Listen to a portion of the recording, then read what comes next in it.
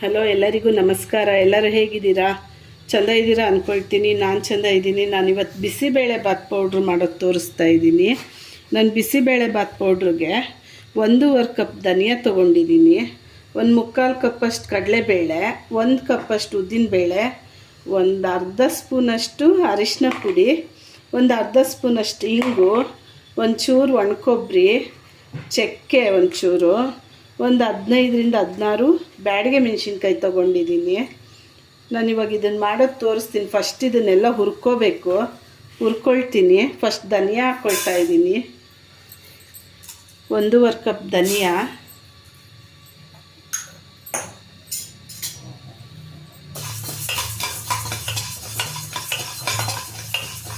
ನೀವು ಈ ಪೌಡ್ರಲ್ಲಿ ವಾಂಗಿಬಾತ್ ಮಾಡ್ಕೋಬೋದು, ಬಿಸಿಬೇಳೆ ಬಾತ್ ಮಾಡ್ಕೋಬೋದು. ಎರಡಕ್ಕೂ ಒಂದೇ ಪೌಡ್ರ್ ಆಗುತ್ತೆ. ಇಲ್ಲ ವಾಂಗಿಬಾತ್ ಮಾಡೋಕ್ಕೆ ಬದನೆಕಾಯಿ ಇಲ್ಲ, ಬಿಸಿಬೇಳೆ ಬಾತ್ ಬೇಡ ಅಂದರೆ ಹಾಗೇ ನೀವು ಬರೀ ಹುಣಸೆಹಣ್ಣು ಹುಳಿ ಕಡಲೆಬೇಳೆ ಹಾಕಿ ರೈಸ್ ಮಾಡ್ಕೋಬೋದು.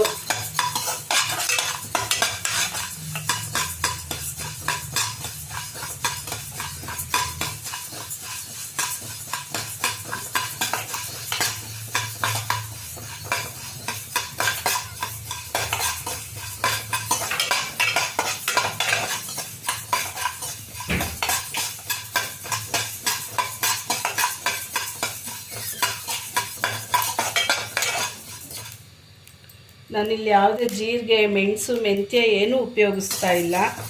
ಬರೀ ಚಕ್ಕೆ ಒಂದು ತೊಗೊಂಡಿದ್ದೀನಿ ಬೇಳೆ ಧನಿಯಾ ಜೊತೆ. ಅಷ್ಟೇ ಸಾಕು, ತುಂಬ ರುಚಿಯಾಗಿ ಬರುತ್ತೆ.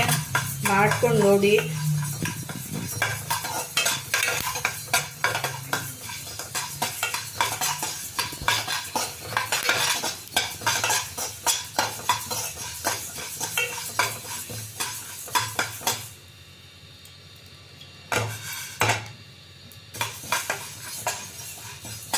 ಧನಿಯಾ ತೆಗಿತಾ ಇದ್ದೀನಿ.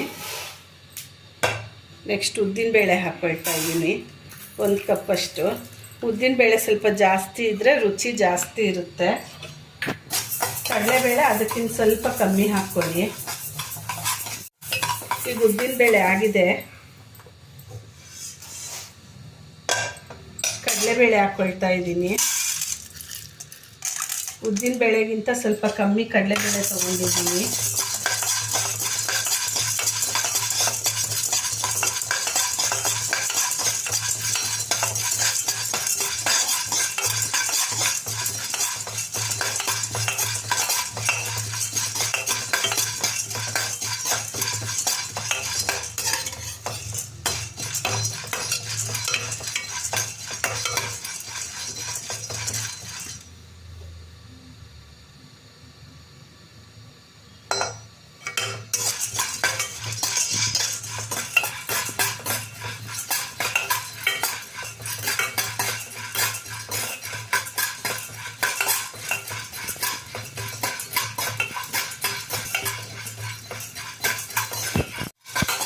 ಕಡಲೆಬೇಳೆ ಫ್ರೈ ಆಗಿದೆ. ಈಗ ಚಕ್ಕೆ ಹಾಕ್ಕೊಳ್ತಾ ಇದ್ದೀನಿ.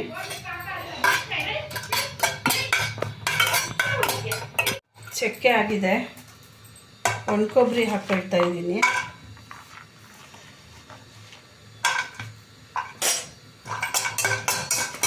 ಒಣಕೊಬ್ಬರಿ ಸ್ವಲ್ಪ ಬಿಸಿ ಮಾಡಿಕೊಂಡ್ರೆ ಸಾಕು.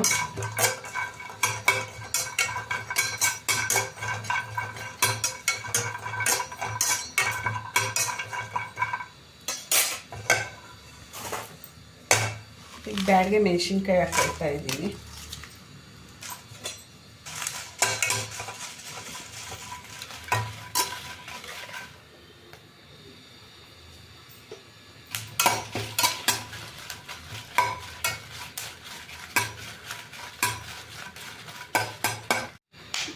ಬ್ಯಾಡಿಗೆ ಮೆಣಸಿನ್ಕಾಯಿ ತೆಗಿತಾ ಇದ್ದೀನಿ.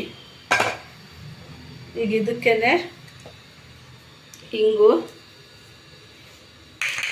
ಅರಿಶಿನ ಸ್ವಲ್ಪ ಇದಾಗಲಿ, ಪುಡಿ ಮಾಡೋಣ. ಪುಡಿ ಮಾಡ್ಕೊಂಡು ಬರ್ತೀನಿ ನಾನು. ಅದು ಸ್ವಲ್ಪ ಆರಕ್ಕೆ ಬಿಡೋಣ. ನೋಡಿ, ಈಗ ಪೌಡ್ರು ರೆಡಿಯಾಗಿದೆ. Bisibele bath powder ready. ನೀವು ಮನೆಯಲ್ಲಿ ಮಾಡ್ಕೊಂಡು ನೋಡಿ. ನನ್ನ ವಿಡಿಯೋ ನೋಡಿದವರೆಲ್ಲ ದಯವಿಟ್ಟು ಸಪೋರ್ಟ್ ಮಾಡಿ, ಲೈಕ್ ಮಾಡಿ, ಶೇರ್ ಮಾಡಿ, ಸಬ್ಸ್ಕ್ರೈಬ್ ಮಾಡ್ಕೊಳ್ಳಿ, ಬೆಲ್ ಐಕ್ನ ಒತ್ತಿ. ದೇವ್ರು ಎಲ್ಲರ ಮನೆಯಲ್ಲೂ ಸುಖ, ಶಾಂತಿ, ನೆಮ್ಮದಿ ಕೊಡಲಿ ಅಂತ ಆ ದೇವರಲ್ಲಿ ನಾನು ಬೇಡ್ಕೊಳ್ತೀನಿ.